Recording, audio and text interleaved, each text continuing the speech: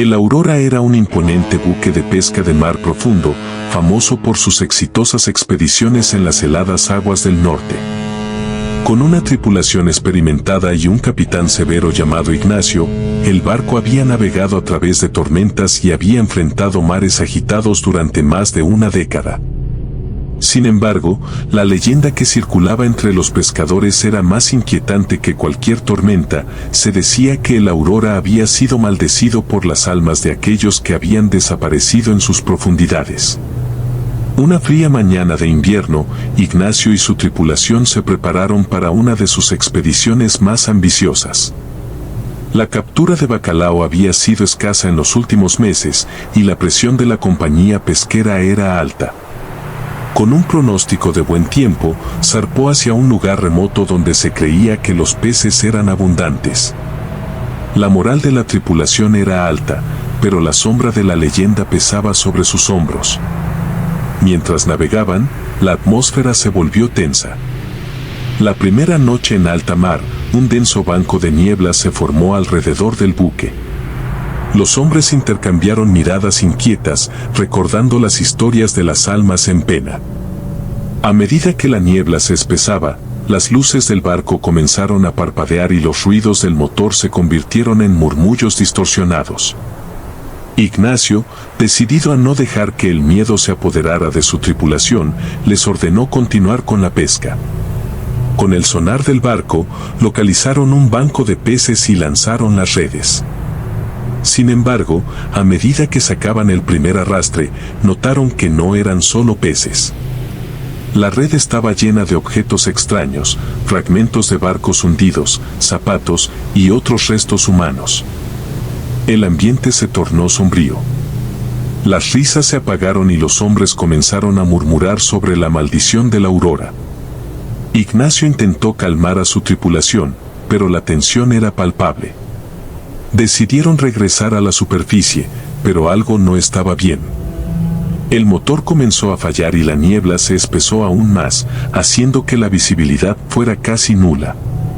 A medida que las horas pasaban, los miembros de la tripulación empezaron a desaparecer uno por uno. Primero fue Carlos, un joven marinero que salió a inspeccionar el equipo y nunca regresó. Luego, Javier, el cocinero, que salió a buscar agua y se perdió en la niebla. Cada desaparición dejaba a los demás en un estado de pánico. La leyenda de las almas en pena cobró vida. Ignacio intentó mantener la calma, pero la desconfianza comenzó a crecer entre los hombres restantes. Cada sonido se amplificaba en la oscuridad, y las sombras parecían cobrar vida. A pesar de sus esfuerzos por encontrar a sus compañeros perdidos, no había rastro de ellos. La sensación de estar atrapados en un juego macabro se apoderó de todos. Cuando la niebla finalmente comenzó a disiparse, el Aurora quedó a la deriva, completamente desolado. Solo quedaban Ignacio y dos marineros. Decidieron hacer señales de auxilio, pero la radio seguía sin funcionar. La soledad del mar era abrumadora y la desesperación se convirtió en una lucha por la supervivencia. Mientras intentaban arrancar el motor, sintieron una presencia inquietante en el aire, como si las almas de los desaparecidos estuvieran observándolos. Una noche, mientras Ignacio y el resto de la tripulación intentaban descansar, se escuchó un lamento proveniente del fondo del barco. Era un sonido que helaba la sangre, una mezcla de llantos y susurros que parecían provenir de las profundidades del océano. Ignacio sintió un escalofrío recorrerle la espalda. Los hombres se miraron entre sí, aterrados, y decidieron que no podían permanecer allí ni un minuto más. Al día siguiente, intentaron lanzar el bote salvavidas, pero las corrientes del océano eran implacables. Mientras luchaban por escapar, la niebla volvió a descender, esta vez más densa que antes. Los susurros se hicieron más intensos, y las sombras comenzaron a acercarse. En su desesperación, uno de los marineros, Pedro, saltó al agua, gritando que las almas estaban allí para llevarlos. Pero en el momento en que tocó la superficie, desapareció sin dejar rastro. Ignacio, Ahora completamente solo, se dio cuenta de que había sido un error desafiar la leyenda. Las sombras del mar lo rodearon, susurros clamando por sus pecados, recordándole a cada instante a sus compañeros perdidos. Mientras la niebla lo envolvía por completo, Ignacio comprendió que el Aurora había sido condenado a navegar eternamente, un barco fantasma que nunca volvería a puerto. A la mañana siguiente, el Aurora fue encontrado a la deriva, vacío y sin vida. La historia de la maldición se extendió por la aldea costera y la tripulación nunca fue encontrada. Solo el eco de sus lamentos quedó atrapado en las olas del mar, un recordatorio escalofriante de que a veces las leyendas son más reales de lo que uno podría imaginar. Era una noche clara y silenciosa en el Cantábrico. La calma del mar era casi hipnótica, reflejando el brillo de las estrellas en un lienzo negro. Antonio, un pescador de 35 años, había decidido salir solo para pescar, como solía hacer desde niño. Su pequeño bote, el Libertad, era su refugio y su vida. Esa noche, había preparado todo con esmero, la caña de pescar estaba lista y el motor funcionaba a la perfección. Mientras se alejaba de la costa, Antonio disfrutó del silencio, de la paz que solo el mar podía ofrecer. Sin embargo, a medida que pasaban las horas, comenzó a notar una extraña quietud en el aire. No había viento, ni el suave murmullo de las olas. Era como si el mundo hubiera dejado de existir. De repente, un sonido rompió el silencio, un chisporroteo, como si alguien estuviera lanzando piedras al agua cerca de él. Clink, clink, clink. El sonido resonaba a su alrededor, pero no podía ver nada en la oscuridad. Miró a su alrededor, iluminando con la linterna la superficie del agua, pero no había señales de vida. El ruido continuó, cada vez más cerca. Antonio sintió cómo su corazón comenzaba a latir con fuerza. Se levantó y trató de inspeccionar el bote. Miró hacia la proa, luego hacia la popa, y no encontró nada inusual. «Hola. ¿Hay alguien ahí?», gritó, intentando romper el silencio que lo envolvía. No recibió respuesta, solo el eco de su propia voz. A medida que el ruido se intensificaba, el bote comenzó a recibir golpes en los costados. Eran fuertes, casi brutales, pero el mar seguía en calma. No había olas, pero sentía como si una fuerza invisible lo estuviera atacando. Los golpes resonaban, cada vez más numerosos y violentos, haciéndolo tambalear. Antonio, aterrorizado, intentó comunicarse por radio, pero no había señal. La frustración creció en él mientras corría de un lado a otro, buscando una explicación. Los golpes se volvieron ensordecedores, haciéndolo sentir como si su barco fuera un objetivo en medio de una tormenta invisible. Con cada golpe, el miedo se apoderaba de él. Se agachó en el suelo del bote, temiendo que algo lo hubiera seguido hasta allí. Se sentía atrapado en una pesadilla de la que no podía despertar. Clink, clink, clink. El sonido resonaba en su cabeza, convirtiéndose en un mantra aterrador. Fue entonces cuando el barco recibió un golpe tan fuerte que casi se volcó. Antonio cayó al suelo, con la respiración entrecortada y el corazón latiendo a 1000 por hora. Con cada golpe, el miedo lo invadía más, haciéndolo pensar que estaba a punto de ser tragado por las aguas. En un último intento por escapar, se levantó y corrió hacia la parte trasera del barco, buscando algo que pudiera usar como arma. Pero antes de que pudiera actuar, el Libertad fue golpeado una vez más. El impacto fue tan severo que la estructura del barco comenzó a crujir y a desgarrarse. La madera se astilló bajo el peso de los ataques y el bote empezó a hundirse lentamente. Antonio se dio cuenta de que no podía hacer nada. El miedo lo paralizó. Sin poder reaccionar, observó cómo el agua comenzaba a entrar, mientras los golpes se convertían en una serie de crujidos ensordecedores. No entendía por qué estaba sucediendo esto, ni qué o quién estaba atacando su bote. Todo lo que podía hacer era ver cómo su mundo se desmoronaba. Con un último grito de desesperación, el barco se rompió en pedazos, llevándose a Antonio a las oscuras profundidades del mar. A la mañana siguiente, los pescadores encontraron solo escombros flotando en el agua, pero nunca supieron qué había causado la destrucción. El mar volvió a la calma, como si nada hubiera pasado, mientras el pueblo se preguntaba qué había sucedido esa noche. Nunca se supo qué provocó el ataque. Algunos murmuraron sobre las leyendas del mar, pero nadie podía explicar el horror que se había apoderado de Antonio y su barco. Cuerpos en la costa. El pequeño pueblo de pescadores de San Andrés siempre había estado marcado por el trabajo duro y la vida sencilla. Sin embargo, el último año había traído un cambio en el ambiente. Varios pescadores desaparecieron misteriosamente durante sus faenas en el mar. La comunidad estaba al borde del pánico, pero la vida seguía su curso, aunque con un aire de inquietud. Miguel, un joven de 28 años, había crecido en San Andrés. Su familia llevaba generaciones dedicándose a la pesca y él sentía que era su deber continuar con la tradición. Sin embargo, la desaparición de sus amigos y vecinos le había puesto los pelos de punta.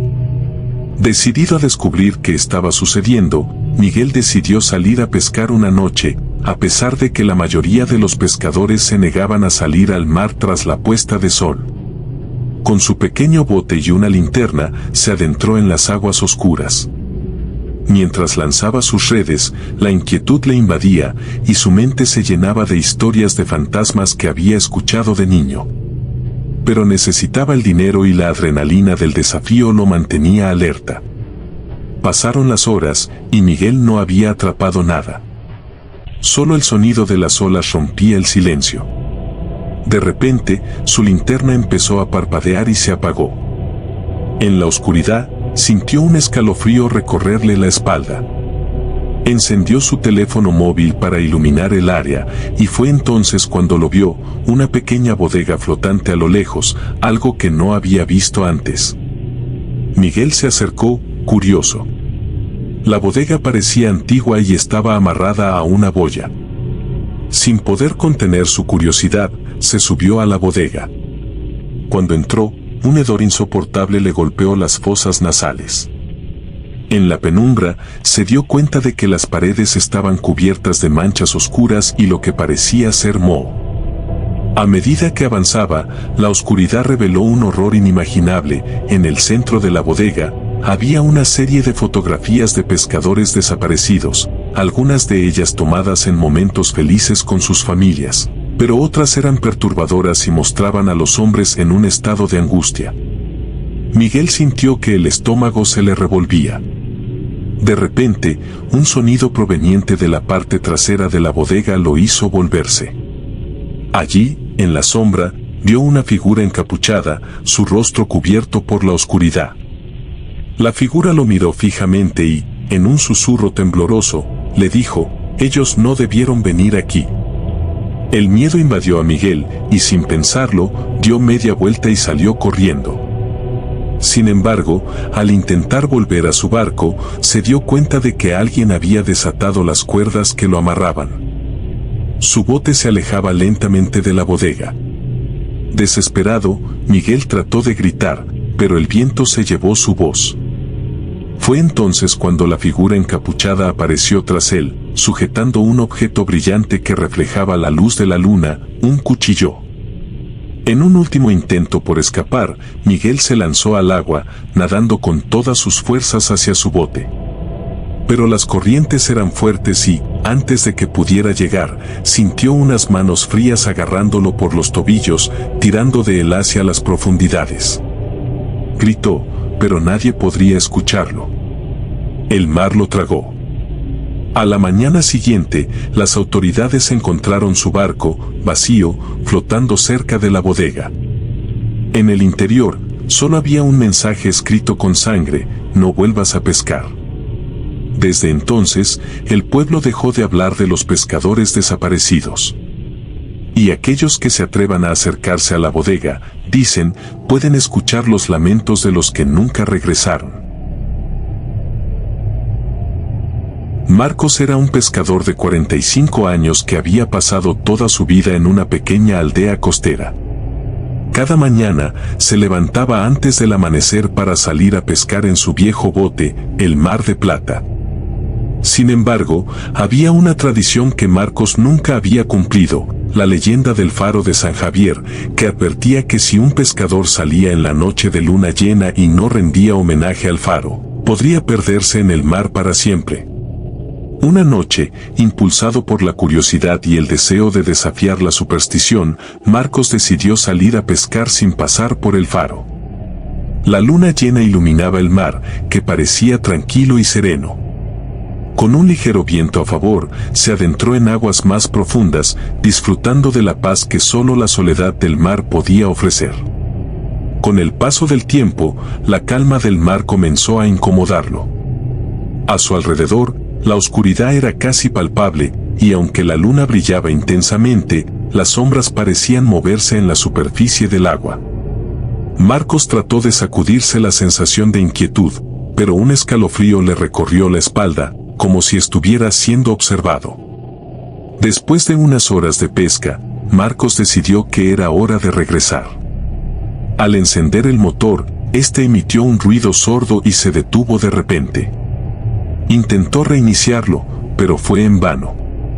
Miró desesperado hacia la costa, que se había perdido en la neblina. La tranquilidad del mar se había convertido en un ambiente hostil. A lo lejos, pudo ver el faro de San Javier, que brillaba con su luz intermitente. Sin embargo, el mar parecía haberse transformado en un lugar inquietante.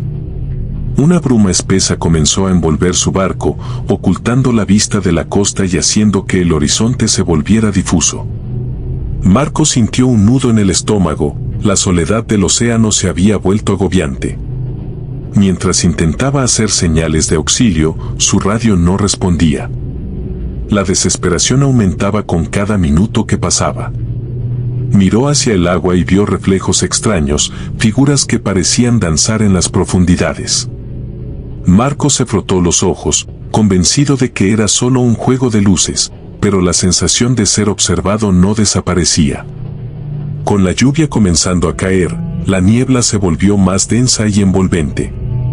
Marcos, sintiendo el frío calar hasta los huesos, decidió lanzarse al agua en un intento de nadar hacia el faro. Pero al sumergirse, la frialdad del mar lo sorprendió.